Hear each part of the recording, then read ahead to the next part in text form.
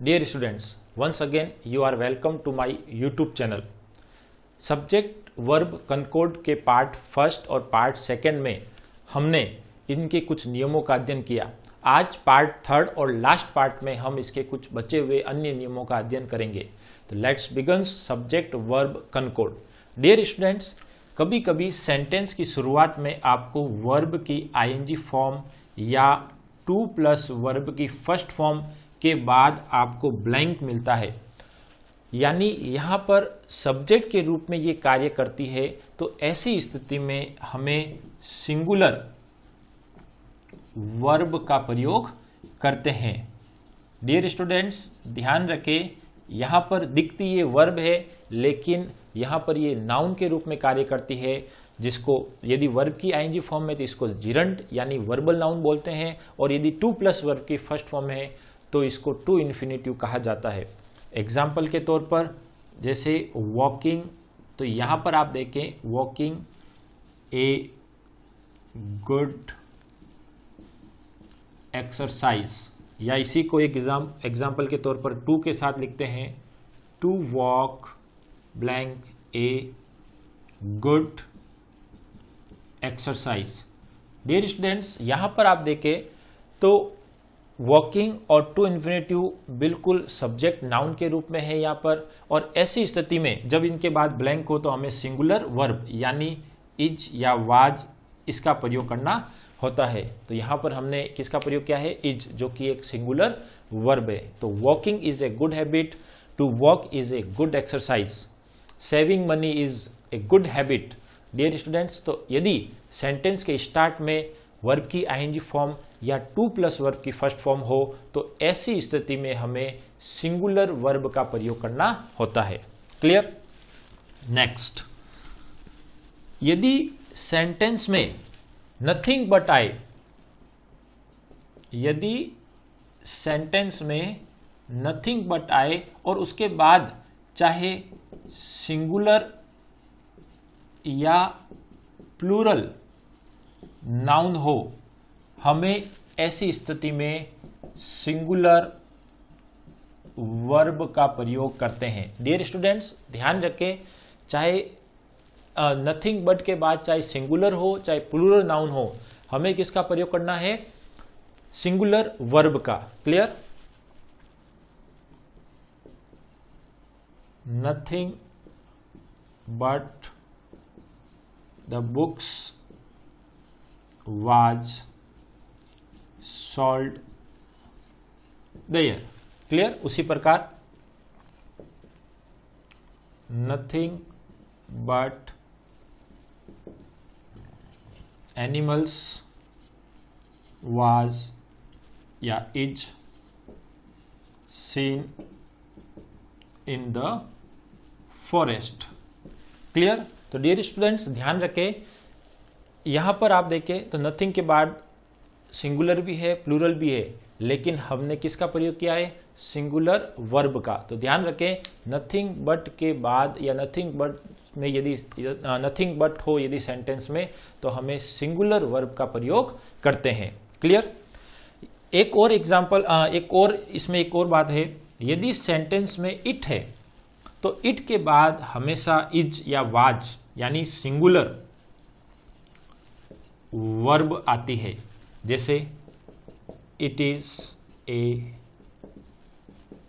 Simple question. Clear? तो it के बाद किसका प्रयोग किया है? इज का, यानी सिंगुलर वर्ब का। उसी प्रकार it was a good plan, यानी एक अच्छी योजना थी, तो इट के बाद भी हमेशा इज या वाज यानी सिंगुलर वर्ब का प्रयोग किया जाता है। तो डियर स्टूडेंट्स, ध्यान रखें, यदि सेंटेंस में नथिंग बट या इट हो तो इसके बाद हम सिंगुलर वर्ब का प्रयोग करते हैं। अब नेक्स्ट अपना रूल है, एक ऐसा शब्द हेयर जिसका मतलब होता है बाल। डियर स्टूडेंट्स, यदि हेयर का तात्पर्य हमारे संपूर्ण बालों से है, किससे है? संपूर्ण बालों से, तो ऐसी स्थिति में हेयर अनकाउंटेबल नाउन होता है। क्या होता है? Uncountable noun. और ऐसी स्थिति में हम इसके साथ सिंगुलर वर्ब का प्रयोग करते हैं। लेकिन यदि हेयर का तात्पर्य संपूर्ण बालों से नहीं होकर कुछ बालों से है, तब ऐसी स्थिति में यह काउंटेबल नाउन होता है और ऐसी स्थिति में हम इसके साथ प्लूरल वर्ब का प्रयोग करते हैं। For example, her here is long, तो यहां पर उसके बाल यानी हम उसके संपूर्ण बालों की बात कर रहे हैं, तो ऐसी स्थिति में हम उसको कैसे मानेंगे? अनकाउंटेबल नाउन, और अनकाउंटेबल के हिसाब से हमने क्या यूज किया? Singular verb. तो हर हेयर इज लॉन्ग। अब यहां पर हम इसके कुछ बालों की बात करें, जैसे हर सम हेयर्स, तो यहां पर हमने उसके संपूर्ण बालों की बात नहीं की है बल्कि कुछ बालों की बात की है। तो ऐसी स्थिति में यह काउंटेबल नाउन बन गया और काउंटेबल नाउन के अनुसार हम प्लूरल वर्ब का प्रयोग करेंगे। तो हर सम हेयर आर वाइट। क्लियर? तो डियर स्टूडेंट्स, ध्यान रखें, यदि हेयर संपूर्ण बालों से तात्पर्य है हमारा तो सिंगुलर है और सिंगुलर वर्ब का प्रयोग करेंगे, और यदि कुछ बालों से हमारा तात्पर्य हो तो वो प्लूरल यानी काउंटेबल नाउन माना जाता है और ऐसी स्थिति में हम प्लूरल वर्ब का प्रयोग करते हैं। क्लियर? नेक्स्ट, यदि सेंटेंस में ए नंबर ऑफ या द नंबर ऑफ दिया हो तो उनके साथ ए नंबर ऑफ है तो प्लूरल वर्ब का प्रयोग करेंगे, और यदि द नंबर ऑफ है तो हम सिंगुलर वर्ब का प्रयोग करेंगे। डियर स्टूडेंट्स, यहां पर क्लियर कर लेना, ए नंबर ऑफ, ए हमें ऐसा लग रहा है कि ये सिंगुलर की बात कर रहा है, लेकिन ध्यान रखना जब ए नंबर ऑफ है तो हमें प्लूरल वर्ब का प्रयोग करना है, और द नंबर ऑफ है तो हमें सिंगुलर वर्ब का प्रयोग करना है। यहां पर ए नंबर ऑफ का मतलब होता है बहुत। क्लियर? जैसे a number of books were stolen. Dear students, a number of books were stolen, तो यहां पर हमने किसका प्रयोग किया है? प्लूरल वर्ब का। Dear students, the number of box is 6 in the truck. Clear? तो यहां पर सेंटेंस में द नंबर ऑफ आया है, तो द नंबर ऑफ के अकॉर्डिंग हमने किसका प्रयोग किया है? सिंगुलर वर्ब का। तो ध्यान रखें, यदि सेंटेंस में ए नंबर ऑफ है तो हमें सिंगुलर वर्ब का प्लूरल वर्ब का, और द नंबर ऑफ है तो हमें सिंगुलर वर्ब का प्रयोग करना है। क्लियर? नेक्स्ट, डियर स्टूडेंट्स, कभी कभी सेंटेंस में नाउन है वो प्रीपोजिशन के बाद रिपीट होते हैं, यानी एक नाउन प्रीपोजिशन के बाद वापस वही नाउन रिपीट हो रहा है, तो ऐसी स्थिति में हम किसका प्रयोग करेंगे? सिंगुलर वर्ब का। डियर स्टूडेंट्स, फॉर एग्जांपल, बस आफ्टर बस, ब्रिक अपॉन ब्रिक।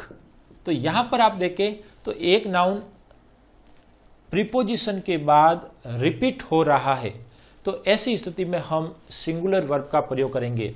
तो बस आफ्टर बस इज अलाउड टू पास, यानी एक एक करके बस को, एक के बाद दूसरी बस को पास यानी गुजरने के लिए अनुमति दी जाती है। Brick upon brick is laid, यानी एक के ऊपर एक ब्रिक यानी ईंटें रखी जाती है। क्लियर? तो डियर स्टूडेंट्स, ध्यान रखें, यदि कोई नाउन प्रीपोजिशन के बाद रिपीट हो तो ऐसी स्थिति में हम सिंगुलर वर्ब का प्रयोग करते हैं। नेक्स्ट, जब सेंटेंस में कोई इम्पॉसिबल कंडीशन हो, इम्पॉसिबल कंडीशन या इमेजिनेशन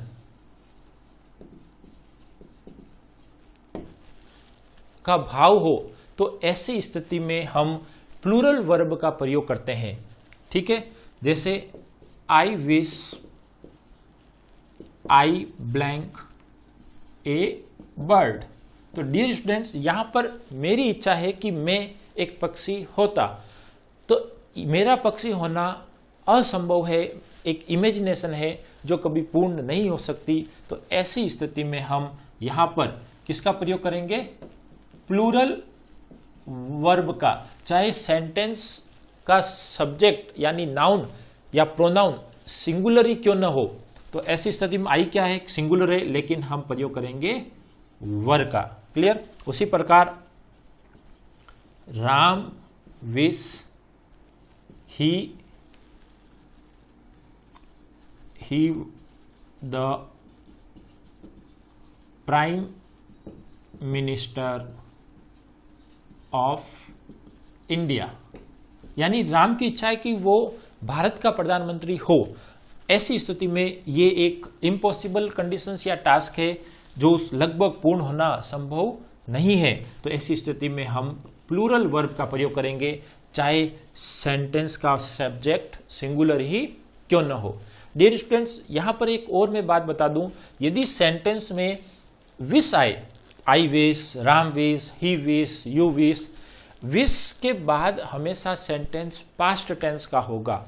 डियर स्टूडेंट्स, ध्यान रखें, विश आए तो हमेशा सेंटेंस कैसा होगा? पास्ट टेंस का। क्लियर? नेक्स्ट, यदि सेंटेंस में मोस्ट ऑफ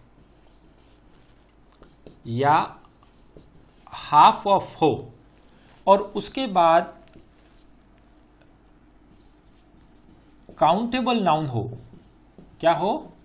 काउंटेबल नाउन, तो हम प्लूरल वर्ब का प्रयोग करते हैं। Dear students, most of, half of के बाद कोई काउंटेबल नाउन हो तो ऐसी स्थिति में हम प्लूरल वर्ब का प्रयोग करते हैं। जैसे most of apples are rotten, यानी अधिकतर एप्पल है वो सड़ गए हैं, खराब हो गए हैं। तो यहां पर ये मोस्ट ऑफ के बाद काउंटेबल नाउन है, तो इस हिसाब से हमने किसका प्रयोग किया? प्लूरल। उसी प्रकार एक और एग्जांपल हाफ का देख लेते हैं। Half of the person, half of the persons are dishonest. Dear students, यहां पर आप देखें तो half of the persons uncountable noun है, तो ऐसी स्थिति में हमने प्लूरल वर्ब का प्रयोग किया। क्लियर? लेकिन यदि हाफ ऑफ या मोस्ट ऑफ के बाद कोई अनकाउंटेबल नाउन आ जाए, तो ऐसी स्थिति में हम सिंगुलर वर्ब का प्रयोग करते हैं। क्लियर? तो यहां पर यदि मोस्ट ऑफ के बाद अनकाउंटेबल नाउन हो, जैसे most of milk was impure, यानी अधिकतर दूध कैसा है? अशुद्ध है। तो यहां पर मिल्क है वो अनकाउंटेबल नाउन है, इसलिए हमने सिंगुलर वर्ब यानी वाज का प्रयोग किया। उसी प्रकार half of land is uncultivated, यानी आधी जमीन है वो अनकल्टिवेटेड है, यानी उसको बोई नहीं गई है। तो डियर स्टूडेंट्स, ध्यान रखें, यदि हाफ ऑफ, मोस्ट ऑफ के बाद कोई काउंटेबल नाउन आता है तो हम प्लूरल वर्ब का प्रयोग करते हैं, और यदि अनकाउंटेबल नाउन आता है तो हम सिंगुलर वर्ब का प्रयोग करते हैं। क्लियर? नेक्स्ट, सेंटेंस में कभी कभी हमें या कभी कभी ऐसे नाउन्स होते हैं जो दिखती तो एक है लेकिन वो दो भागों से मिलकर बनी होती है। जैसे scissor,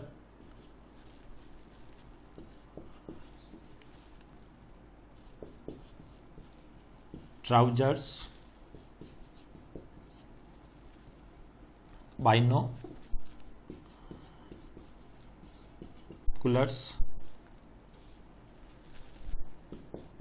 tongs, shoes. Dear students, यहां पर आप देखें तो scissor, trouser, binoculars, tong, shoes है तो एक, लेकिन ये दो भागों से मिलकर बने होते हैं। तो ऐसी स्थिति में जब नाउन दो भागों से मिलकर बने हो तो वो एक प्लूरल होती है, और ऐसी स्थिति में हम इनके साथ प्लूरल वर्ब का प्रयोग करते हैं। क्लियर? जैसे माई शूज आर न्यू।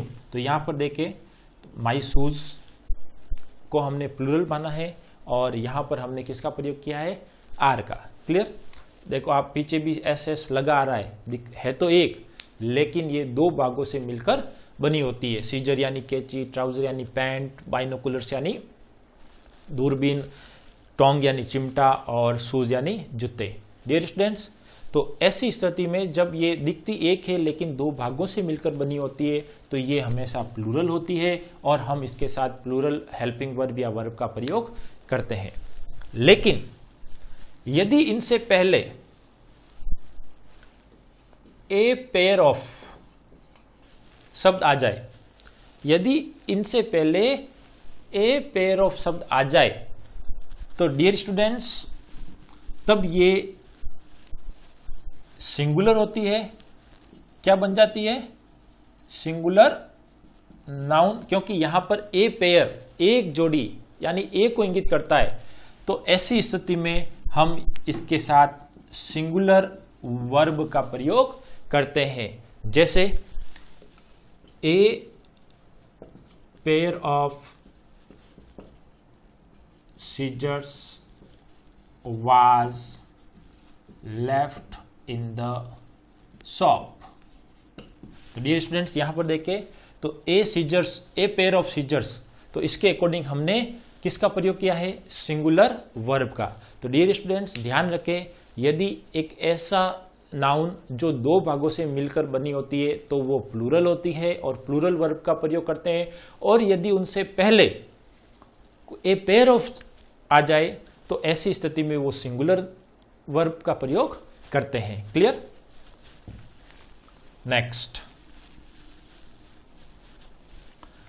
यदि कुछ नाउन सेंटेंस में सिंगुलर और प्लूरल समान रूप से प्रतीत होते हैं तो उनको वाक्य के संदर्भ में या स्थिति के अनुसार हम सिंगुलर या प्लूरल वर्ब का प्रयोग करते हैं। डियर स्टूडेंट्स, यहां पर आप देखें तो शीप, फिश और डियर ये सिंगुलर और प्लूरल सेम होते हैं।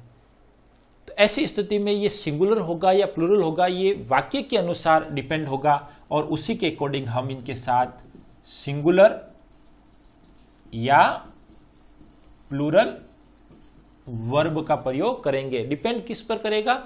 वाक्य पर। जैसे